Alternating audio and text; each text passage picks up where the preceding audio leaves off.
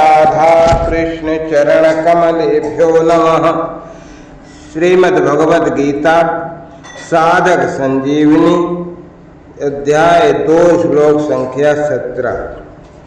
सत और असत क्या है, इसको भगवान आगे के 2 श्लोकों में बताते हैं कि अविनाशी तू तद विद्य एन सर्वमिदं ततम् विनाशमव्यस्यायस्य न कश्चित् कर्तुमर्हति।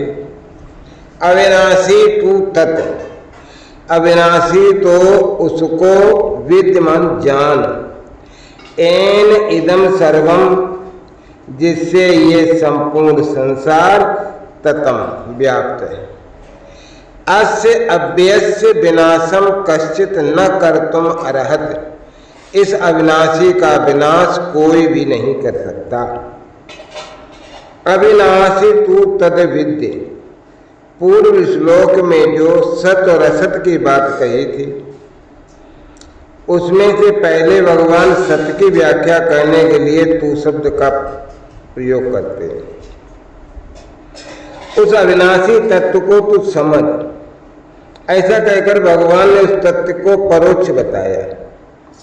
परोक्ष बताने का तात्पर्य है कि इदमता से देखने वाले संपूर्ण संसार में वो परोक्ष तत्व ही व्याप्त है, परिपूर्ण है। वास्तव में जो परिपूर्ण है वही है, और जो सामने संसार दिख रहा है ये नहीं है। यहाँ तत्पद से सत्तत्व को परोक्ष रीत से कहने का तात्पर्य ये नहीं है कि वह तत्व बहुत दूर है, किंतु वह इंद्रियों और अंतःकरण का विषय नहीं है, इसलिए उसको परोक्ष रीत से कहा गया। एन सर्वमिदं ततम, ये पद गीता में 3 बार है। उनमें से यहाँ 2/17 में ये पद शरीरी के लिए आया। इस शरीर से संपूर्ण संसार व्याप्त है, शरीरी से, ये बात सांख्यों की दृष्टि से कही गई।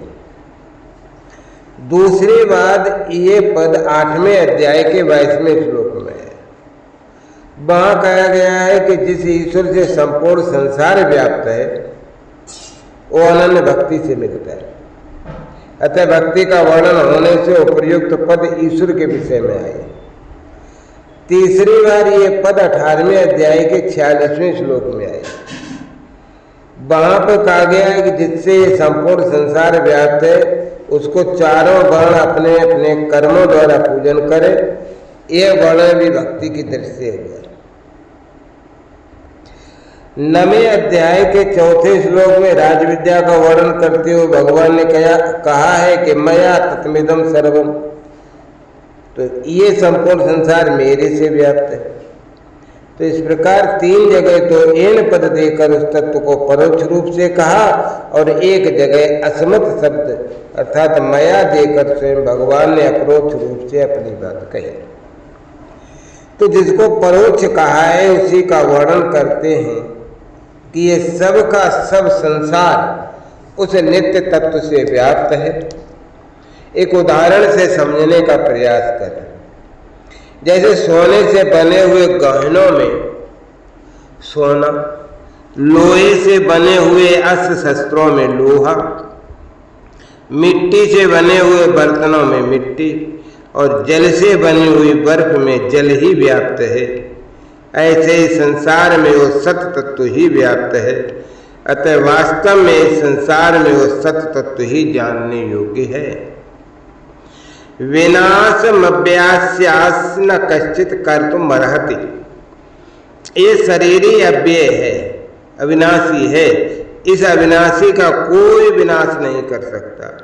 परम शरीर विनाशी है क्योंकि नित्य निरंतर विनाश की तरफ जा रहा है। अतः इस विनाशी के विनाश को कोई रोक नहीं सकता। तू सोचता है कि मैं युद्ध नहीं करूंगा तो ये नहीं मरेंगे, पर वास्तव में तेरे युद्ध करने से अथवा न करने से इस अविनाशी और विनाशी तत्व में कुछ फर्क पड़ने वाला है नहीं। अविनाशी तो रहेगा ही और विनाशी का नाश होगा ही। यहाँ अस्य पद से सत्तत्व को इदमता से कहने का तात्पर्य है कि प्रतिक्षण बदलने वाले शरीरों में जो सत्ता दिखती है वो इसी सततत्व की है। मेरा शरीर है और मैं शरीरधारी हूँ, ऐसा जो अपनी सत्ता का ज्ञान है उसी को लक्ष्य करके भगवान यहाँ अस्य पद दिया है। व्यवहार में हम कहते हैं कि ये मनुष्य है, ये पशु है, ये वृक्ष है, ये मकान है। आज तो इसमें मनुष्य, पशु, वृक्ष, मकान आज तो पहले भी नहीं थे और पीछे भी नहीं रहेंगे। वर्तमान में प्रतिक्षण अभाव में जा ही रहे, परंतु इनमें है रूप से जो सत्ता है वो सदा ज्यों की त्यों है। तात्पर्य है कि मनुष्य, पशु, वृक्ष, मकान आदि तो संसार असत और है अविनाशी आत्म तत्व सत्य है। इसलिए मनुष्य, पशु, वृक्ष, मकान आदि तो अलग अलग हुए, पर इन सब में है तो एक जैसा ही रहा। इसी तरह मैं मनुष्य हूँ, मैं पशु हूँ, मैं देवता हूँ आदि शरीरों में तो अलग अलग हुए पर हूँ अथवा है एक ही रहा। एन सर्वमिदं ततम्, ये पद यहाँ जीवात्मा के लिए आए। 8वें अध्याय के 22वें श्लोक में और 18वें अध्याय के 46वें श्लोक में यही पद परमात्मा के लिए है। इसका तात्पर्य है कि जीवात्मा का सर्वव्यापक परमात्मा के साथ साधर्म्य है। अतः जैसे परमात्मा संसार से असंग है, ऐसे ही जीवात्मा भी शरीर संसार से स्वतः अस्वाभाविक असंग है। असंगो ही अयम पुरुषः देयस्मिन् पुरुषः परः। जीवात्मा की स्थिति किसी एक शरीर में नहीं है, वो किसी शरीर से चिपका हुआ नहीं है, परंतु इस असंगता का अनुभव न होने से ही जन्म मरण हो रहा है। अंतवंत इमे देहा नित्य स्वक्ता शरीरिणः अनाशिनो प्रमेयस्य तस्मात् दुष्य भारतः। अनाशिना प्रमेय अविनाशी जानने में न आने वाली, नित्य से शरीरिणः नित्य रहने वाले शरीरी के, इमे देहा अंतवंता ये देह अंत वाले कहे गए हैं उक्ता। तस्माद भारत युद्ध, इसलिए हे अर्जुन तो युद्ध कर। अनाशिना किसी काल में किसी कारण से कभी किंचित मात्र भी जिनमें कोई परिवर्तन नहीं होता, जिसकी क्षति नहीं होती, जिसका अभाव नहीं होता, उसका नाम अनाशी है अर्थात अविनाशी है। अप्रमेय जो प्रमा अर्थात प्रमाण का विषय नहीं है, जो अंतःकरण और इंद्रियों का विषय नहीं है, उसको अप्रमेय कहते हैं। जिसमें अंतःकरण इंद्रियां प्रमाण नहीं होती, उसमें शास्त्र और संत महापुरुष ही प्रमाण होते हैं। शास्त्र और संत महापुरुष उन्हीं के लिए प्रमाण होते हैं जो श्रद्धालु हैं। जिस शास्त्र और संत में श्रद्धा होती है वो उसी शास्त्र और संत के वचनों को मानता है। इसलिए ये तत्व केवल श्रद्धा का विषय है, प्रमाण का विषय नहीं। भगवान ने गीता में जगह जगह शरीरी को भी अव्यय कहा है, अपने को भी अव्यय कहा है। स्वरूप से दोनों अव्यय होने पर भी भगवान तो प्रकृति को अपने वश में करके स्वतंत्रता पूर्वक प्रकट और अंतर्धान होते हैं, और ये शरीरी प्रकृति के परवश होकर जन्मता और मरता रहता है, क्योंकि इसने शरीर को अपना मान रखा है। शास्त्र और संत किसी को बाध्य नहीं करते कि तुम हमारे में श्रद्धा करो। श्रद्धा करने अथवा न करने में मनुष्य स्वतंत्र है। अगर वो शास्त्र और संत के वचनों में श्रद्धा करेगा तो ये तत्व उसकी श्रद्धा का विषय है, और अगर वो श्रद्धा नहीं करेगा तो ये तत्व उसकी श्रद्धा का विषय नहीं है। नियतस्य नित्यस्य, ये नित्य निरंतर रहने वाला है, किसी काल में ये न रहता हो ऐसी बात नहीं है, सब काल में सदा ही रहता है। अंतवंती में देहा उक्ता शरीर, इस अविनाशी अप्रमेय नित्य शरीरी के संपूर्ण संसार में जितने भी शरीर हैं वे सभी अंत वाले कहे। अंत वाले कहने का तात्पर्य है कि इनका प्रतिक्षण अंत हो रहा है, इनमें अंत के सिवाय और कुछ है ही नहीं, केवल अंत ही अंत है। उपर्युक्त पदों में शरीरी के लिए तो एक वचन दिया गया, और शरीरों के लिए बहुवचन दिया गया, इसका कारण ये है, तो प्रत्येक प्राणी के स्थूल सूक्ष्म कारण ये 3 शरीर होते हैं। दूसरा कारण ये भी है कि संसार के संपूर्ण शरीरों में एक ही शरीर ही व्याप्त है। आगे 24वें श्लोक में भी इसको सर्वगता कहा गया, सर्वव्यापक कहा गया।